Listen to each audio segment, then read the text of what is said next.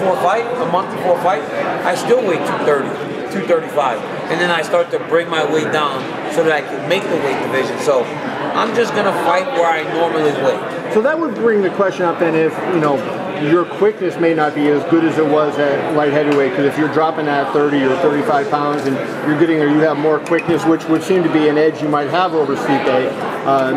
So is that concern you at all if you lose that? In the heavyweight division, I've always been faster.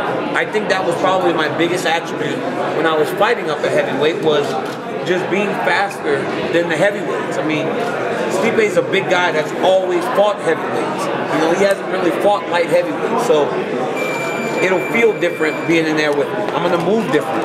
I'm going to be faster just naturally than the guys that he's used to fighting. I mean, Brent Ngannou was 265 pounds, 270. Big and strong and fast, but it's different. Alistair Overeem's 250-something pounds. Verdum's a big guy but and a good grappler, but Verdum's kind of a slower guy on his feet because he's so big. Right. I'm not as slow on my feet. I can move. I can create angles that most heavyweights really can't. I think that's why I'm going to cause him some issues. And also the ability to really go hard for 25 minutes. I mean, he fought a great fight against Ngannou, but he was on top and they both seemed to tire. If I can take a guy down over and over, I can do that shit for like an hour. I don't get tired when I'm on top. I'll get tired if I'm having to just stand with guys or having to get up off the bottom and all that other stuff.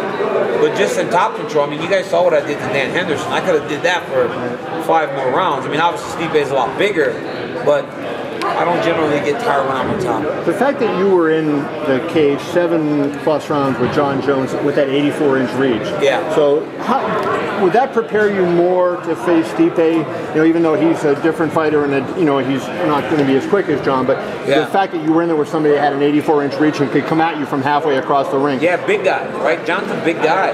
He's very big, and he really does have a crazy set of skills, right? Things that most guys can't emulate, you know, and that's what makes him really unique. The fact that he can do so many things. So I believe it'll help me tremendously.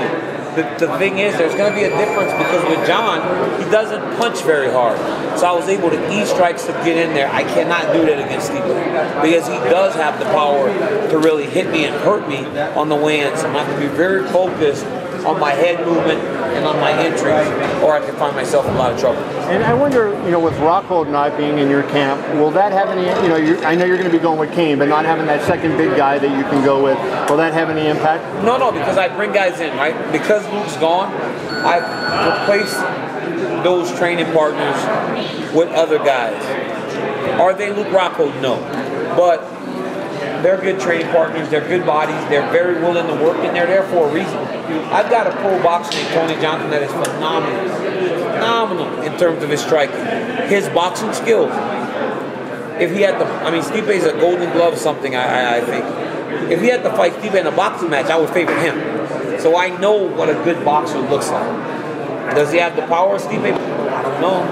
I don't think many guys do, but he's fast, very accurate, and throws a combination. So he will help me a lot in preparation for this fight. Daniel, I know you used to be the team leader, team captain, all that, but talk about this opportunity here to coach TUF. I mean, are you excited about this, or is this more just something that you had to do to get this shot at the heavyweight title? I'm excited.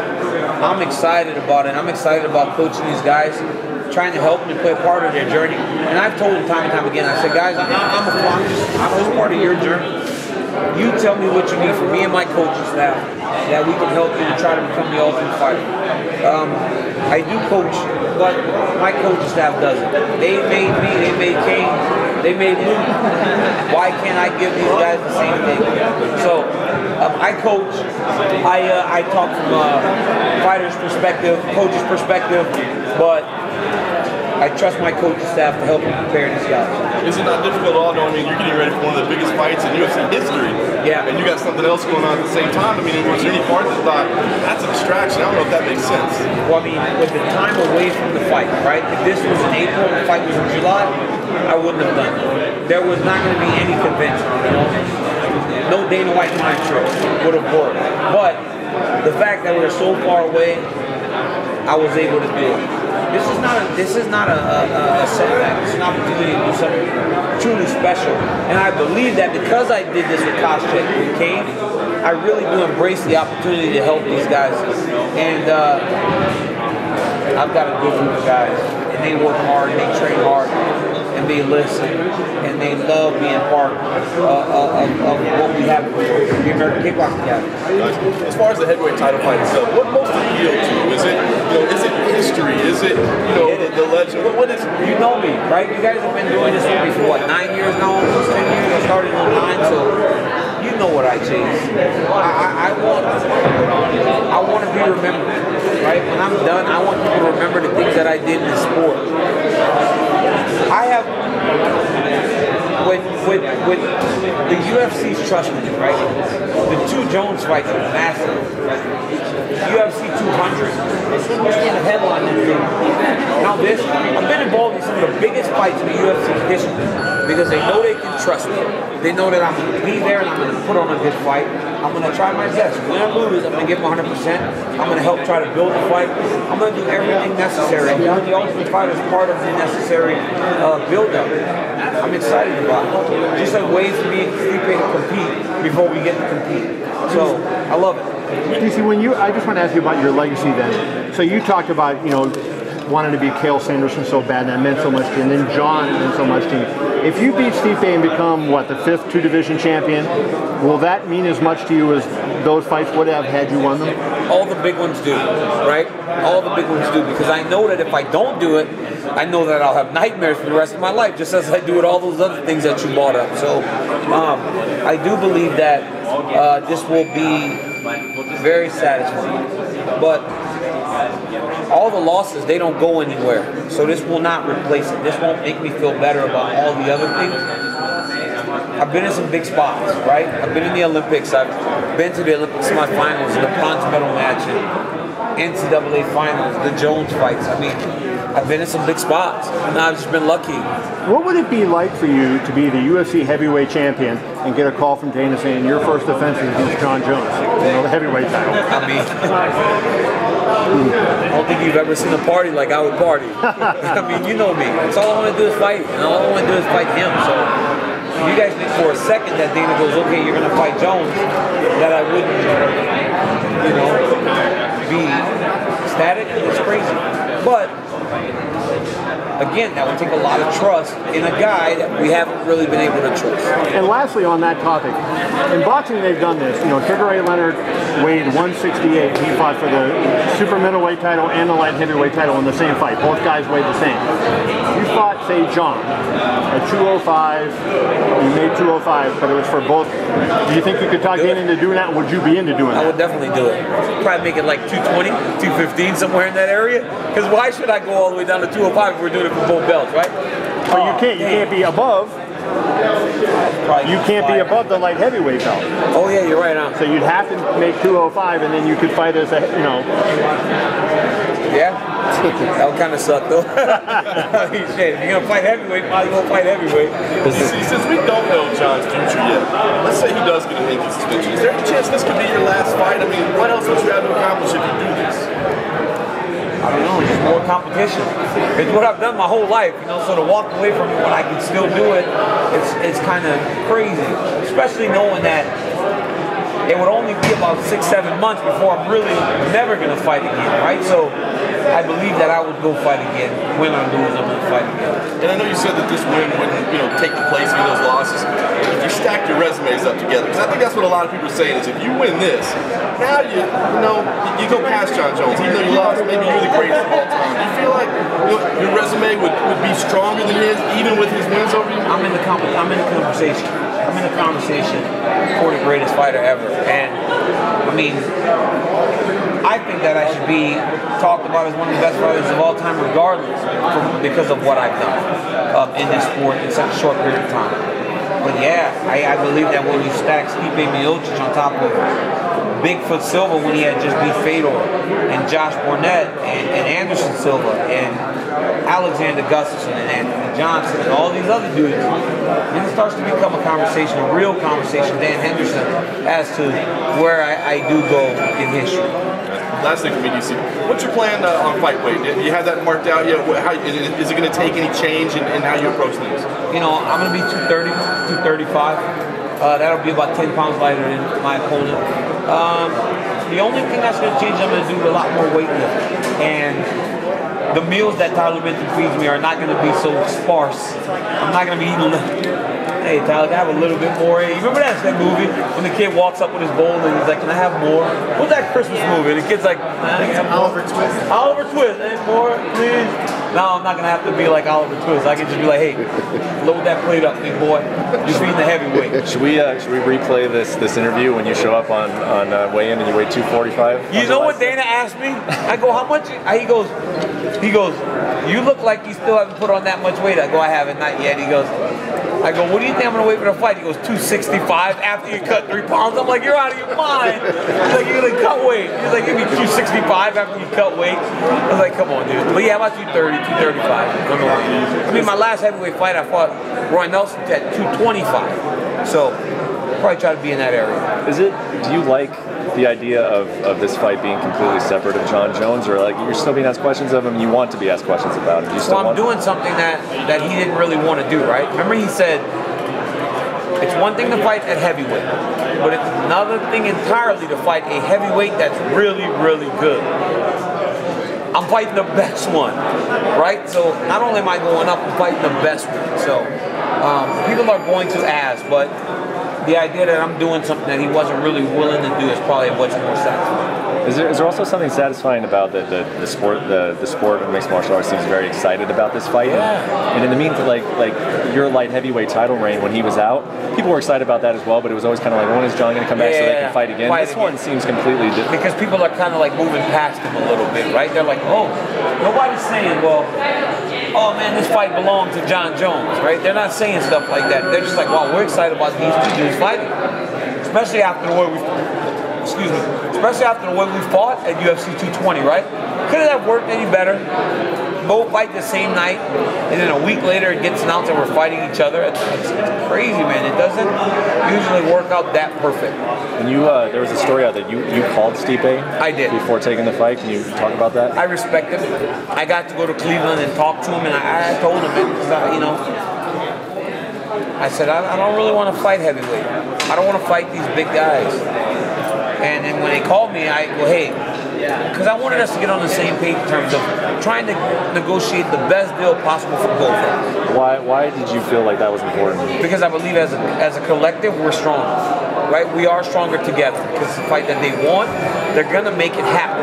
But if he's saying one thing and I'm saying another thing, it may be in jeopardy. But if we're firm in our stance and it's a big deal, we can try to get what's fair, and that's what we decided to do. So I called him because of that and said, hey, listen, bud, I'm not fighting you for 500 grand. I'm not fighting you for, the Jones fight first, because that's a light heavyweight. But for another number, I am fighting. I go, let's try to make that happen. His wife's like, yes. I was like, okay, let's do it. Is that inherent of a problem in the sport? The two champions have to call each other to negotiate a price first, or is that just how business works? I think that's business. I mean, hey, my coaches get paid fair, but they don't get overpaid, because I know that I want my coaches to stay hungry to get better, so that the more that I make, the more that they're going to make, right? We all make this together. But if everybody's too comfortable, it can become a problem. So I don't starve them, but I'll make them work. I don't starve them, but I feed them like Tyler. Let's just put it like that. Like, I feed them like Tyler feed me. And I've even told those guys, I go, hey, when the getting's done, right? When this whole thing's done, you got something big coming to you. But for the time being, we're going to make money together. But when I walk away and there are no more checks, you're going to get a big check. A thank you for all your hard work. But let's do it at the end of it. We were talking about all the big fights that you've been in. Where will, when this is all said and done, where will this payday rank in terms of those other ones? At the very top. This will be the number one. And I've done well. Jones and I did big business. But I believe this one will be at the very top. Because I believe people are excited. It's a big fight weekend, and it's going to be a big fight card. So you can't help but be excited about two champions fighting, especially the two heaviest champions. Only Conor McGregor's been the champ. Who else? I get a chance now. Who else is going to be on the card?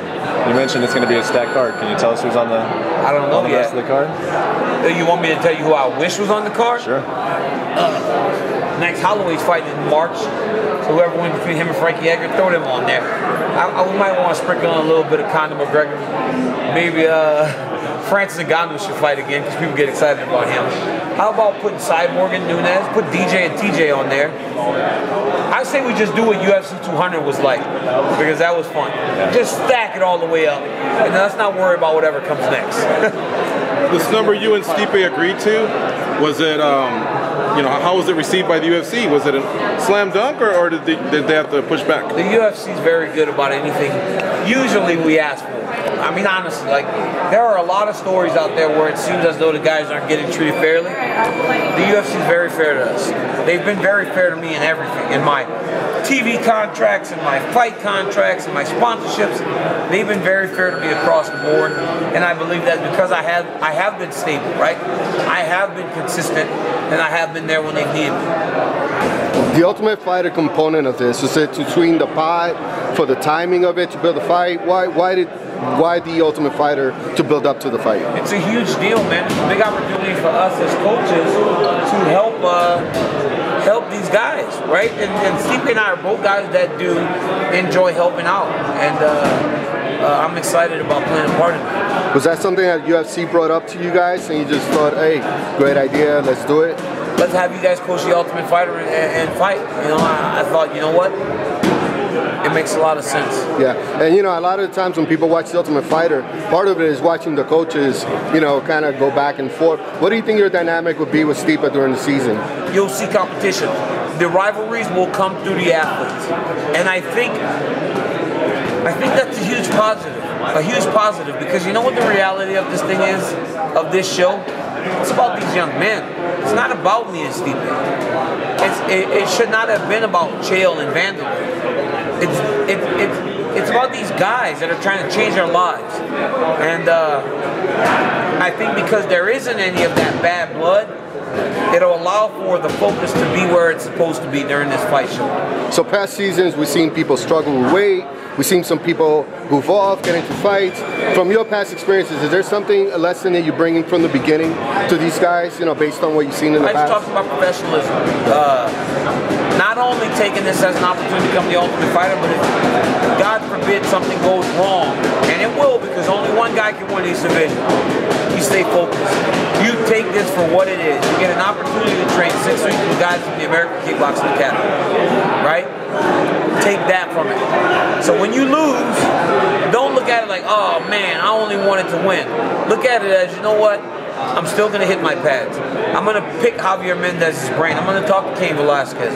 I'm going to be with Leandro Vera. I'm going to take this for what it is and get better every day that I'm in here. And that's been the theme. Let's go ahead.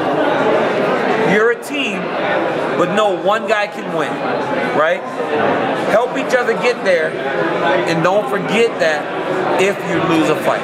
And you have a lot of time to think about this fight and prepare for it, but early on, your early thoughts on it, how do you visualize this playing out the day of the fight? I believe that I can go out and dominate this fight.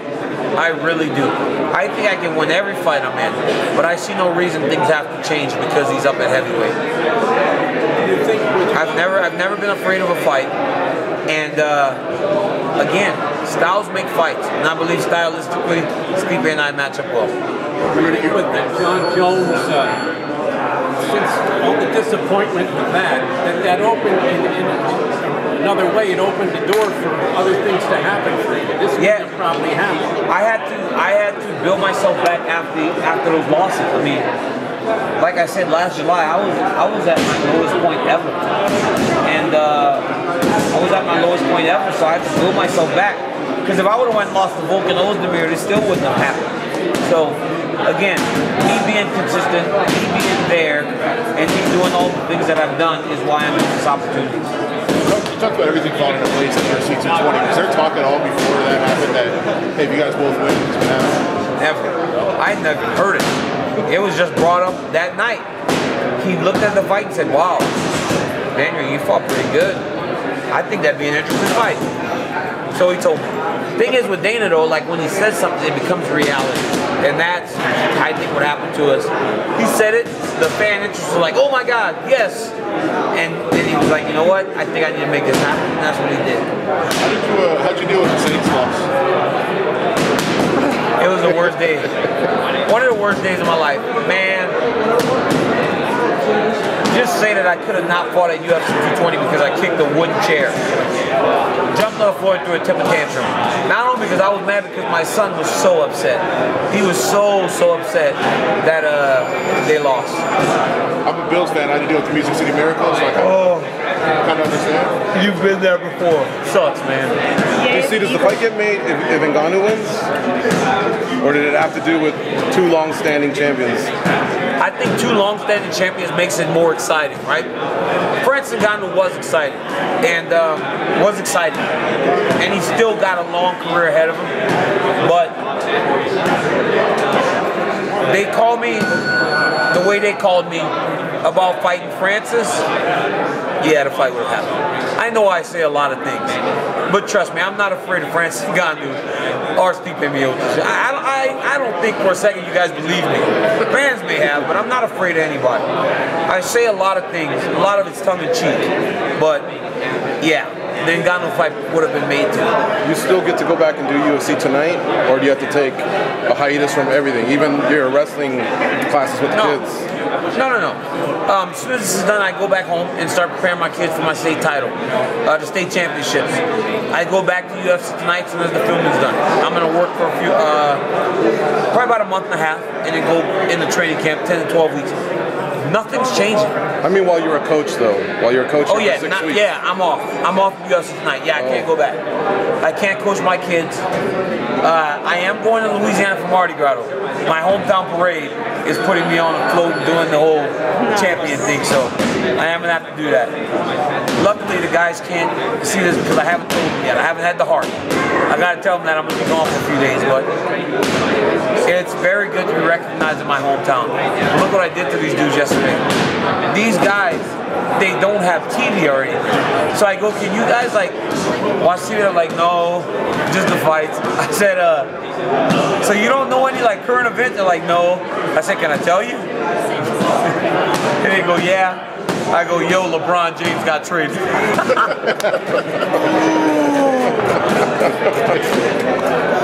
And they were freaking out. They're like, who do you get traded to, please? I'm like, this one's gonna stew for a little bit. I didn't want to tell them who. So the whole time they're guessing teams, and after about 30 minutes I go, I'm just kidding, he didn't get traded.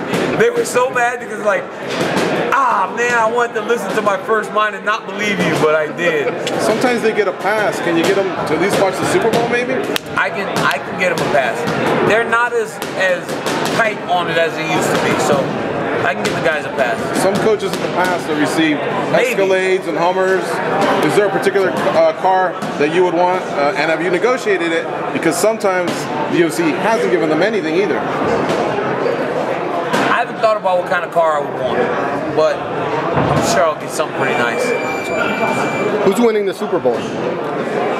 I wish they could both lose. Same here. Is there any way for them both to lose?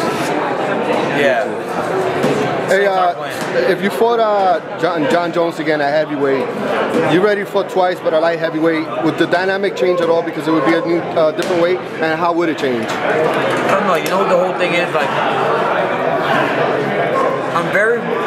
I'm within my right to say I'm not sure he would ever try to fight me 100% fair. So, I'd have to figure that out. So Daniel, regardless of what happens with this fight, do you plan on staying on at a heavy, or do you plan on going back down to a fight? Okay. Yeah. So you would just give it up? Give the title up? You would just give the belt up? I believe Cain Velasquez is going to win his next fight, and then he'll be in line for a title shot. I'm not going to fight him, so I'll probably vacate the title. I'm going to steal him, guys. Good?